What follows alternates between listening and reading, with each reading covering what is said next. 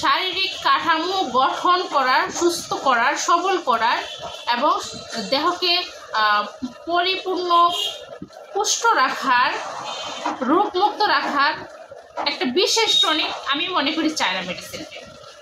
একটি homeopathic medicine খুবই দুর্দান্ত কার্যকরী এবং সবার জন্য যে কোনো সময় প্রয়োজন হতে পারে এমন একটি homeopathic medicine China mother tincture.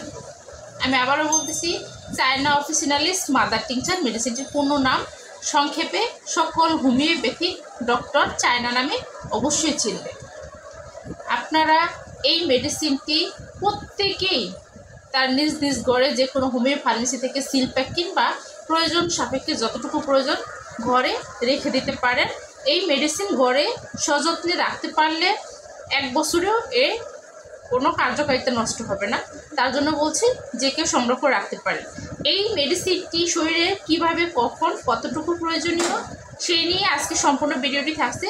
যে যেখান থেকে আমার এই ভিডিওটি দেখতেছেন সকলকে অনুরোধ জানাচ্ছি ভিডিওটি সম্পূর্ণ দেখবেন। আর তুহা হোমিও হল এই চ্যানেলটি এখন অবধি যারা সাবস্ক্রাইব করেননি অবশ্যই সাবস্ক্রাইব করে পাশে থাকবেন। যারা সাবস্ক্রাইব করে রেখেছেন তাদেরকে অসংখ্য ধন্যবাদ জানাচ্ছি এবং মূল ভিডিওতে ফিরে যাচ্ছি। চায়না অফিসিনালিস মাদার টিংচার এটি শরীরের জন্য খুবই কার্যকরী একটি মেডিসিন। যে কোনো মুহূর্তে এই মেডিসিনটি যে কারো প্রয়োজন হতে পারে, ছোট বড় সবাই ইউজ করতে পারবে। তবে যে লক্ষণগুলো অবশ্যই থাকতে হবে, যে সমস্যাগুলো থাকে সেই বিষয়গুলো আমি এখন তুলে ধরব। প্রথমত যেটা মোস্ট ইম্পর্ট্যান্ট, নারী পুরুষ প্রত্যেকের মাঝেই প্রায় দেখা যায়, সেটা হলো অতিরিক্ত দুর্বলতা। কেন অতিরিক্ত দুর্বলতা দেখা দেয়? অনেক কারণ থাকতে পারে। কারো খুব কঠোর পরিশ্রম, কারো শরীর থেকে অনেক বেশি রক্তক্ষয় হয়ে যাওয়া, রক্ত বের হয়ে যাওয়া, যে কোনো কারণে শরীরে বীর্য ক্ষয় হয়ে যাওয়া, প্রয়োজনের তুলনায় অতিরিক্ত বেশি বীর্য যখন বের হয়ে যায় তখন দুর্বলতা আসে। কোনো রোগ থেকে ওঠার পরে শরীরে দুর্বলতা দেখা দেয়। খুব ঘন ঘন যাদের ম্যালেরিয়া জ্বর হয় তাদের শরীরে এক ধরনের দুর্বলতা। অতিরিক্ত রক্ত, বীর্য, স্তন্যদান করা ফলে দুর্বলতা। যাদের অনেক বেশি শারীরিক দুর্বলতা আছে, পরিশ্রমে বৃদ্ধি পায়, শরীরে হাতে পায়ে এক ধরনের ব্যথা আছে, সমস্ত শরীর টাটানো ব্যথা থাকে, ব্যথার সাথে স্পর্শ অসহ্য থাকে। তবে ওই ব্যথাযুক্ত স্থানগুলো যদি জুড়ে কেউ ম্যাসেজ করে দেয়, চেপে দেয়, তাহলে রুগী আরাম বোধ করবে। আমি খুব সহজেই কোনো পয়েন্ট বলতেছি না, আমি সহজেই তার কমন যে বিষয়গুলো সেগুলো তুলে ধরার চেষ্টা করতেছি। এই সমস্যাগুলো 95% মানুষের মধ্যে কিন্তু আমরা পাই। আমাদের কাছে যখন পেশেন্ট আসে কথা বলতে গেলেই দেখা যায় প্রত্যেকটা মানুষের মধ্যে এই সমস্যাগুলো আছে, তবে এর সঠিক সমাধান কিন্তু কেউ জানে না। তাই আপনাদেরকে আমি মেডিসিনগুলো সতর্কতা বা এই মেডিসিনগুলো কীভাবে ব্যবহার করা যাবে, কোন কোন লক্ষণে খুবই প্রয়োজনীয় সেই সমস্যাগুলো তুলে ধরার চেষ্টা করতেছি। এছাড়া চায়না মেডিসিনে অনেক গুরুতর লক্ষণ আছে। প্রচণ্ড রক্তস্রাব হওয়ার ফলে মাথা ব্যথা তৈরি হয়, মাথা ধপধপ করে যেন মাথার দুই পাশে, যে স্লিপের দুই পাশে যেন ছিঁড়ে ফেলবে এরকম ধপধপানি টস টস এক ধরনের আওয়াজ হয়। পেশেন্ট অস্থির, অসহ্য হয়ে পড়ে, চোখ মুখ লাল হয়ে যায় এবং পেশেন্ট সহ্য করার ক্ষমতা পর্যন্ত হারিয়ে ফেলে। এই ধরনের মাথা ব্যথা সেটা শরীর থেকে যখন অনেক বেশি রক্তস্রাব হয়, হ্যাঁ, অ্যাক্সিডেন্টালি হতে পারে, কাটাছেঁড়ার কারণে হতে পারে, যে কোনো আঘাতে শরীর থেকে রক্তস্রাব হতে পারে। এই রকম অবস্থায় মাথা ব্যথা হলে চায়না মেডিসিনটির কথা কেউ ভুলবেন না।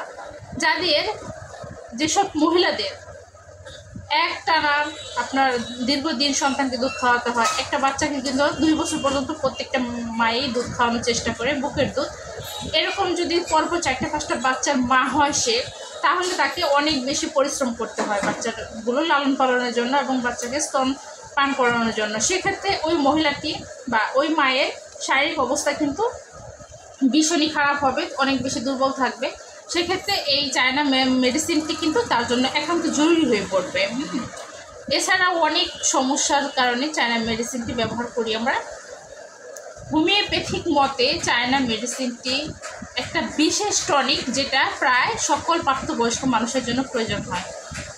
চায়না মেডিসিনে আরও অনেক সিমটম, যেগুলো হচ্ছে শরীর ফুলে ওঠা, হঠাৎ করে শরীর ফুলে উঠবে, শরীরের ভিতরে এক ধরনের ফুলা রস বাত তৈরি হবে এবং সেই বাতগুলো দিনরাত শরীরের বিভিন্ন স্থানে দৌড়ে বেড়াবে, এক স্থান থেকে আরেক স্থান, আজকে এই পাশ কাল ও পাশ, আজকে এই হাঁটু কালকে ওই হাঁটু, আজকে এই পা কাল ওই পা, আজকে এই কোমরের এই পাশে কালকে কোমরের ওই পাশে, এরকম ব্যথা।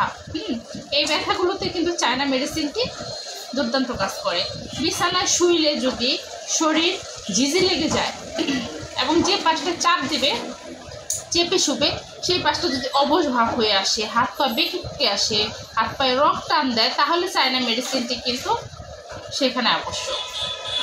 যাদের ফল খেলে পেটে সমস্যা দেখা দেয়, খুব ঘন ঘন পেটে সমস্যা লেগেই থাকে, যে কোনো খাবার খাওয়ার পরে পেটে ব্যথা, পেট ফুলে উঠে, পেটে বুটবাট, নানা ধরনের আওয়াজ হয়, সেই সাথে কানে সমস্যা হয়, কানে বিভিন্ন ধরনের আওয়াজ, অনেকেরই কোনো সমস্যা নেই, শারীরিক কোনো সমস্যা নেই, বলবে কিচ্ছু সমস্যা না, আমার শুধু একটাই সমস্যা, কানের মধ্যে খালি গু শব্দ করে, নানা রকমের শব্দ করে, সেই ক্ষেত্রেও কিন্তু চায়না মেডিসিনটি প্রয়োজন।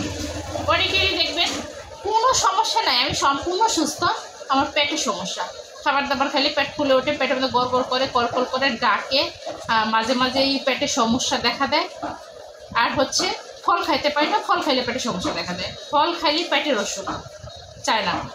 চায়না মেডিসিনটি তার জন্য উপযুক্ত, মেডিসিন লাগবেই, যে পর্যন্ত চায়না পেটে না পড়বে সে পর্যন্ত এই পেটের দুষ কাটবে না। যেসব পুরুষদের অনেক বেশি শুক্রক্ষয় হয়, মহিলাদের সাদা স্রাব, লিউকোরিয়া, যেটাই বুঝেন না কেন, অনেক দিন ধরে এই ধরনের বীর্যপাত, সেটা পায়খানার সাথে হতে পারে, প্রস্রাবের সাথে হতে পারে, এমনিতেও হতে পারে, ঘন ঘন স্বপ্ন দোষের কারণে যদি বীর্যক্ষয় হয়, যে কোনো কারণেই হোক না কেন, এই যে সমস্যাগুলোর জন্য কিন্তু চায়না মেডিসিনটি একান্ত প্রয়োজন, খুবই প্রয়োজন। আমি খুব শর্টকাটে কোনো পয়েন্ট বলি না, আমি আমার গল্পের সাথে সাথে আপনাদেরকে বোঝানোর চেষ্টা করি। চায়না মেডিসিনটি কার্যকারিতা আমি এতক্ষণ বোঝানোর চেষ্টা করলাম। প্রতিটি মেডিসিন কিন্তু আমি খুব নর্মালি বোঝানোর চেষ্টা করি, যখন একটা পেশেন্টের সাথে কথা বলি আমি কিন্তু এইভাবেই কথা বলি, তো সেই বিষয়গুলো আপনাদের হয়তো বা দেখানো হয় না, বাট আমি আপনাদের ভিডিওর মাধ্যমে যেভাবে কথা বলে বোঝাচ্ছি, একটা পেশেন্টের সাথে ঠিক আমি এইভাবেই কথা বলি। তো আমার যারা অডিয়েন্স আছে অবশ্যই তারা কোনো না কোনো পরামর্শ পাওয়ার জন্যই ডক্টরের পরামর্শগুলো দেখতে আসে। তো আমি একজন হোমিওপ্যাথিক ডক্টর হিসাবে আমি চেষ্টা করি আপনাদেরকে খুব সহজে, খুব সামান্যতে বোঝানোর।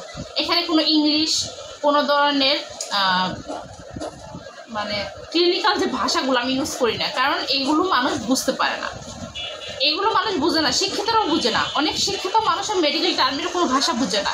তাই আমি একদম মানুষের মুখের যে কথাটা খুব সহজেই মানুষ ব্যবহার করে, সহজেই বুঝে, সেই ভাষাগুলো দিয়ে আপনাদেরকে বোঝানোর চেষ্টা করি। এখানে অনেকেই ভাবতে পারেন যে আমার জানার ঘাটতি বা বোঝার ঘাটতি, অনেকেই বলে যে আপনি তো মেডিকেলের ভাষার মতো করে কথা বলেন না, মেডিকেলের ভাষা বললে তো আপনি বুঝবেন না, আপনি কজন প্রেসক্রিপশন বুঝে, কজন মানুষ প্রেসক্রিপশন বুঝে, প্রেসক্রিপশনে তো মেডিকেলের ভাষাগুলোই লেখা থাকে, তাই না? যখন ওই প্রেসক্রিপশনগুলাই আমরা রিসার্চ মানে একদম ভেঙে বলে দেই, তখন কিন্তু সবাই বুঝতে পারে। তো তার জন্যই আমি সবসময় সহজেই বোঝানোর চেষ্টা করি, এতে করে আমার মনে হয় যে কেউ বুঝতে পারেন। তো আজকের ভিডিওটি চায়না মেডিসিন নিয়ে খুব অল্প কথার মধ্যে আমি বোঝানোর চেষ্টা করছি। চায়না মেডিসিনটি একটা শারীরিক কাঠামো গঠন করার, সুস্থ করার, সবল করার এবং দেহকে পরিপূর্ণ পুষ্ট রাখার, রোগমুক্ত রাখার একটা বিশেষ টনিক আমি মনে করি চায়না মেডিসিনকে।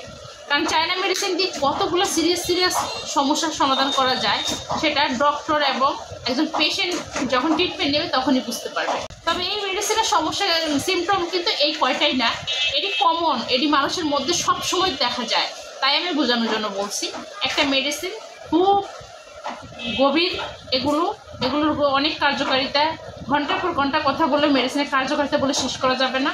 একটা ভিডিওতে যতটুকু বললে মানুষ একটু হলেও ধারণা পাবে সেটুকু বলার চেষ্টা করি আমি। আজকে ভিডিও এখানে শেষ করব। সবার ভালো লাগলে লাইক, কমেন্ট, শেয়ার করবেন, অনেক বেশি আমার ভিডিওগুলো দেখবেন এবং অনেক বেশি সাপোর্ট করবেন। সবাই ভালো থাকবেন, সুস্থ থাকবেন, নিজের স্বাস্থ্য যত্ন নেবেন। সমস্যা শুরু হলে সেই সমস্যাগুলো ভালোভাবে বুঝে অবশ্যই ডক্টরের পরামর্শ নিয়ে সমস্যার সমাধানের চেষ্টা করবেন। আল্লাহ হাফেজ।